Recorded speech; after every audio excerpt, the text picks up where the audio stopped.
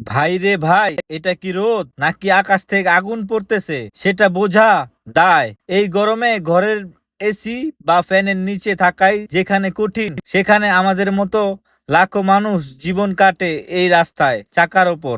আজকে দেখাবো এই নরক গুলজার গরমে প্রতিদিন আমাদের কিভাবে টিকে থাকতে হয়। হ্যালো এভরিওয়ান, আসসালামু আলাইকুম। This is Amin. Welcome to Amin blog. আশা করি সবাই ভালো আছেন। আসলে ভালো থাকাটা একটা আপেক্ষিক বিষয়। পেট চালাতে হলে, পরিবারের মুখে হাসি ফোটাতে হলে রোদ বৃষ্টি কোনো কিছুই দেখার সুযোগ থাকে না।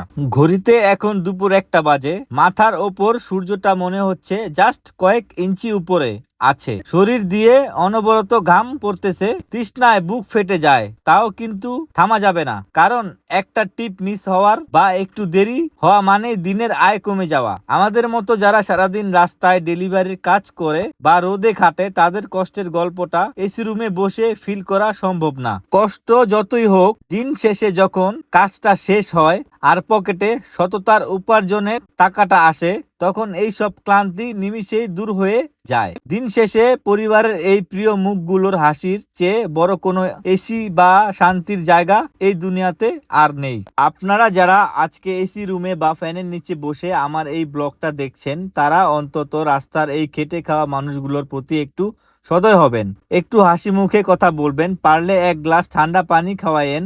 এতেই তাদের কলিজাটা জুড়ায়া যাবে।